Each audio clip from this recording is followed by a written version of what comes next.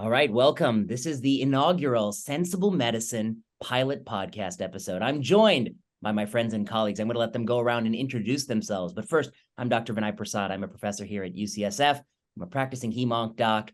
I'm one of the writers for Sensible Medicine. I'm joined by Zubin Damania. Zubin, tell them who you are. Oh, hey, Vinay. It's great to be part of this venture, which I think is so important. I'm Dr. Zubin Damania. I'm a internal medicine doctor, hospitalist, and I host a podcast called the ZDogg MD Show and co-host the VPZD Show with you. I think the beautiful thing that we're trying to do here is bringing disparate voices from all across the specialties to try to bring the nuance, the sort of debate and the truth seeking back to the medical enterprise, where it's really been MIA for quite a while. Everything seems so polarized. Everything seems so politicized. And we can't have a healthy discussion about nuanced ideas, whether it's journalism that Adam talks about, or whether it's you pointing out the kind of polarization that's happening on Twitter and other spaces where medical information is being distributed. I think it's important to have a place that's sensible, where we can have different voices that often disagree, where we can even call each other out when we disagree and have a wonderful truth-seeking debate. So I'm excited to be a part of it. I think I'll be probably contributing some of the audio podcast videos, and others will be doing a lot of the writing. And the sculpting. You're also doing the sculpting. I do ice sculpture, but I also do lava sculpture, which is something new. It's made of just pure magma. Pretty hot. Adam, tell the audience who you are and what do you see as the mission of Sensible Medicine podcast? Sure. Adam Seafew. I'm also a general internist, professor at the University of Chicago. I've got to say I've loved what's happened on Sensible Medicine for the last 6 months since we started it. I think we've sort of lived up to having good, healthy debate, and we've covered, I think, more than I expected that we'd cover. And Zubin talked about a lot of those things. And I'm hoping that the podcast just sort of brings what we have on the site to another level, to figure out another way of talking about these issues and reaching out to people in another way, because I think one of the things that we're most excited about is to have listeners and readers engage with us, either in the comments on the site, through Twitter, or emailing us and saying, boy, I'd like to write for you. I'd like to be on the podcast. We would love that. And last but not least, Dr. John Mandrola, electrophysiologist. John, tell him who you are and tell him what your vision is of this podcast that we're going to be doing. Okay. I'm a practicing electrophysiologist. I've been practicing for 26 years, and I've got a blog and I've been a writer.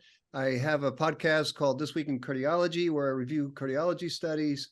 And my hope for the podcast is similar to my hope for Sensible Medicine, is that we bring in things that are sensible and things that are common sense, and sort of I hope to talk to some leaders in the field and get viewpoints that we may or may not agree with.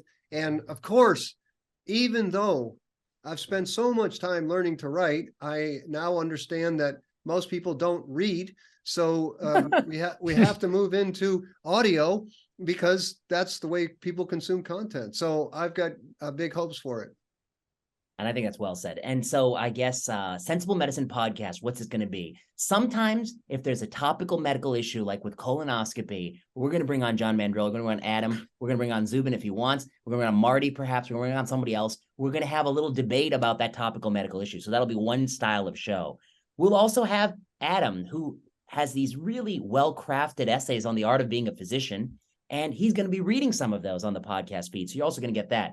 If John Mandrola has an interesting thought on how to dissect the latest study in EP or cardiology or medicine more broadly, that could be an episode. And if Zubin wants to regale us with tales of the UCSF culture circa 1998, that could also be an episode. So it's going to be a diverse set. Yep. You just called me old on our first podcast episode. Okay, number next, you forgot to mention that I'm going to be doing all the TikTok dancing education videos, the 15 seconds like Sensible Medicine text dancing to In Excess, because I'm old.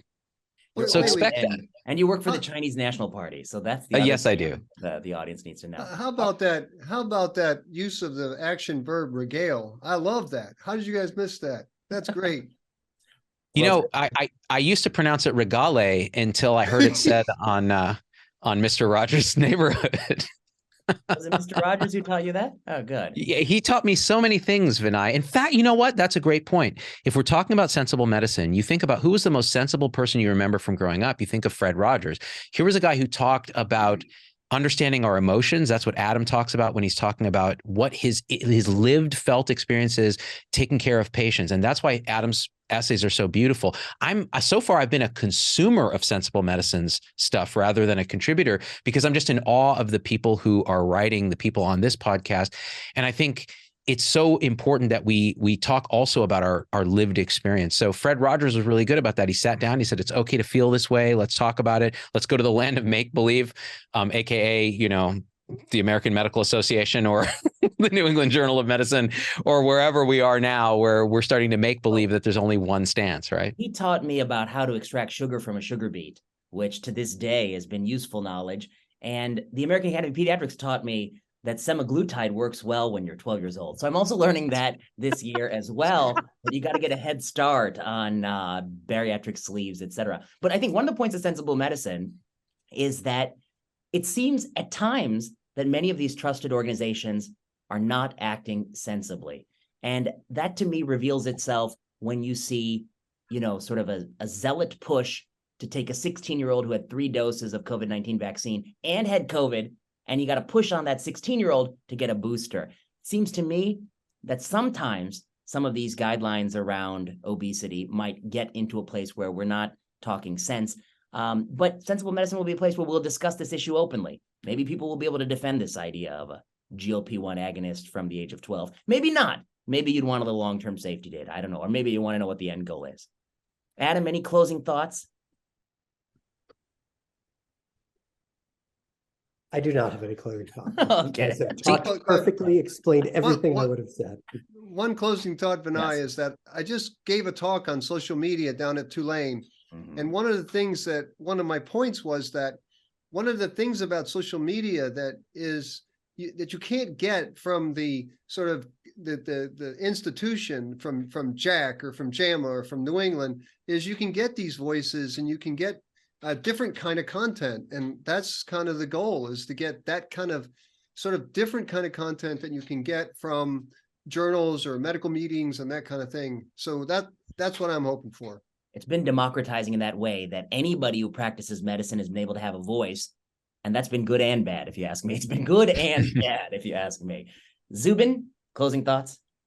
Yeah, I mean, I think what we're talking about here is taking all these divergent ideas and also going back through the filter of where are our own biases? Are we biased towards doing procedures, doing more to people? Are we biased by our conditioning and our training? And how can we even look and learn to recognize those biases? I think that's one mission of Sensible, is to turn the lens back on ourselves and go, where are we blind to our own blindness? And so pointing that out helps everybody. It sort of is a tide that lifts all boats. So I think the more we can do those kind of things, the better we might succeed in our overall mission.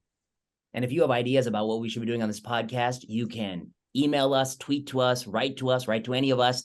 We're also open to feedback. We're happy to do these sessions where all of us jump on. We're going to get into some papers. We're going to hopefully have a real variety show. And so that's what you'll get on this podcast feed. So thank you for listening. This is the inaugural pilot episode. That and TikTok dances, Vinay. TikTok dances. It's coming. It's coming. It's coming soon with Magma.